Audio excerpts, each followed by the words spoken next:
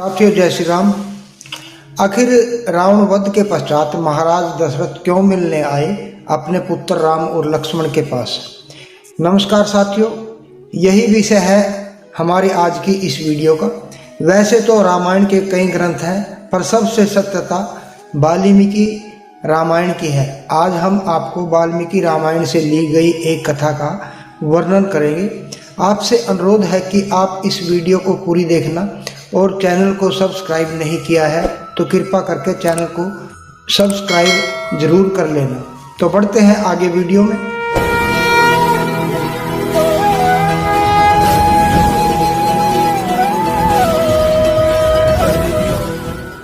साथियों, जब रावण वध के पश्चात माता सीता को लंका से श्री राम जी के पास लाया गया तो श्री राम जी ने माता सीता को अग्नि परीक्षा देने की आज्ञा दी। श्री राम की आज्ञा अनुसार माता सीता ने अग्नि परीक्षा दी तो तभी वहां पर ऋषि विसर्वा के पुत्र कुबेर, यमराज, देवताओं के स्वामी राजा इंद्र, भगवान भोलेनाथ तथा संपूर्ण सृष्टि के रचयिता भगवान ब्रह्मा जी सूर्य के समान चमकते हुए विमान द्वारा प्रकट हुए। भगवान श्री राम उनके सामने हाथ जोड़कर नतमस्तक हो गए। सभी देवता अपने हाथ उठाकर बोले कि श्री राम, आप ही समस्त विश्व के उत्पादक हैं, ज्ञानियों में श्रेष्ठ और सर्वव्यापक हैं। आप आग में गिरी हुई सीता की उपेक्षा कैसे कर सकते हैं?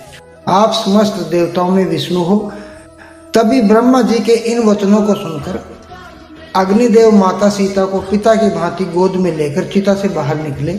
उन्होंने श्री राम जी से कहा कि श्री राम, यह आपकी पत्नी विदेही राजकुमारी सीता है, इसमें इसका कोई दोष या पाप नहीं है। इसके बाद भगवान भोलेनाथ ने कहा कि हे कमल नयन, आपने रावण वध रूप का कार्य संपन्न कर दिया है। ये बड़े सौभाग्य की बात है। देखिए, आपके पिता महाराज भी विमान में बैठे हुए हैं। मनुष्य लोक में यही आपके महान यशस्वी गुरु थे। यह श्रीमान नरेश इंद्रलोक को प्राप्त हुए हैं। आप जैसे सुपुत्र ने इन्हें तार दिया है। आप भाई लक्ष्मण के साथ इन्हें नमस्कार करें। महादेव की बात सुनकर लक्ष्मण सहित श्री राम जी ने विमान में उच्च सिंहासन पर बैठे अपने पिताजी को प्रणाम किया। उन्होंने पिताजी को अच्छी तरह देखा। वह निर्मल वस्त्र धारण किए हुए दिव्य शोभा से दैदीप्यमान थे। विमान पर बैठे हुए महाराज दशरथ अपने प्राणों से प्यारे पुत्रों को देखकर बहुत प्रसन्न हुए। श्रेष्ठ आसन पर बैठे हुए उन महानुभाव नरेश ने उन्हें गोद में बिठाकर दोनों बाहों में भर लिया और इस प्रकार कहा कि राम, मैं तुमसे सच कहता हूँ कि तुमसे विलग होकर मुझे स्वर्ग का सुख तथा देवताओं द्वारा प्राप्त हुआ सम्मान भी अच्छा नहीं लगता। आज तुमने शत्रुओं का वध करके अपना मनोरथ पूर्ण कर लिया है और अपने वनवास की अवधि भी पूर्ण कर ली है। यह देखकर मुझे बड़ी प्रसन्नता हुई है। हे राम, कैकेयी ने जो जो बातें कही थी वह आज भी मेरे हृदय में बैठी हुई है। बेटा, जैसे अष्टावक्र ने अपने पिता कुहाड़ नाम के ब्राह्मण को तार दिया, वैसे ही तुम जैसे महात्मा पुत्र ने मेरा भी उद्धार किया है। आज देवताओं द्वारा मालूम हुआ कि रावण का वध करने के लिए स्वयं पुरुषोत्तम भगवान ही तुम्हारे रूप में अवतीर्ण हुए हैं। श्री राम, कौशल्या का जीवन सार्थक है जो तुम जैसे शत्रुसूदन वीर पुत्र को अपने घर में हर्ष और उल्लास के साथ देखेगी। रघुनंदन वे प्रजाजन भी कृतार्थ हैं जो अयोध्या पहुंचने पर तुम्हें राज सिंहासन पर भूमिपाल के रूप में अभिषिक्त होते देखेंगे। भरत बड़ा ही धर्मात्मा, पवित्र और बलवान है। वह तुमसे सच्चा अनुराग रखता है। मैं उसके साथ तुम्हारा शीघ्र मिलन देखना चाहता हूँ। सौम्य, तुमने मेरी प्रसन्नता के लिए लक्ष्मण और सीता के साथ रहते हुए वन में 14 साल व्यतीत किए। अब तुम्हारे वनवास की अवधि पूर्ण हो चुकी है तथा मेरी प्रतिज्ञा भी तुमने पूर्ण कर दी है। रावण को मारकर देवताओं को भी संतुष्ट कर दिया है। जब राजा ने इस प्रकार कहा तब श्री राम जी हाथ जोड़कर उनसे बोले कि हे धर्मज्ञ महाराज, आप भरत और कैकेयी पर प्रसन्न हो, उन पर कृपा करो।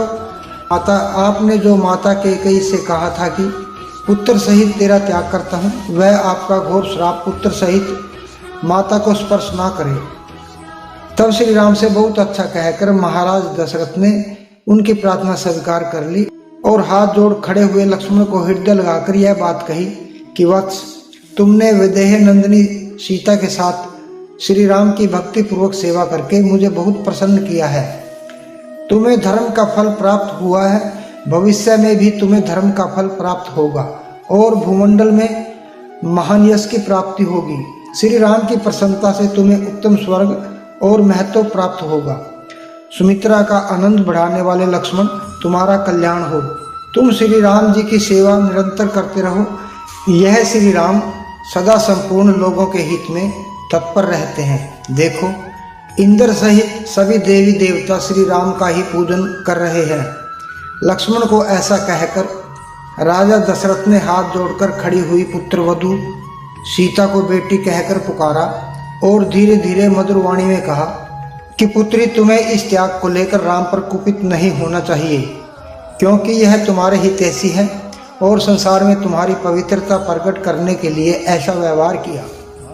बेटी, तुमने अपने विशुद्ध चरित्र को परिलक्षित करने के लिए जो अग्नि प्रवेश रूप कार्य किया है, यह दूसरी स्त्रियों के लिए दुष्कर है। तुम्हारा यह कार्य अन्य नारियों को भी ढक लेगा।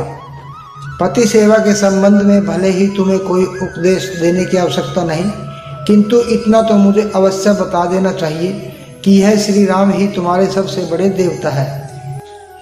इस प्रकार दोनों पुत्रों को आदेश एवं उपदेश देकर रघुवंशी राजा दशरथ विमान के द्वारा देवताओं सहित इंद्रलोक को चले गए।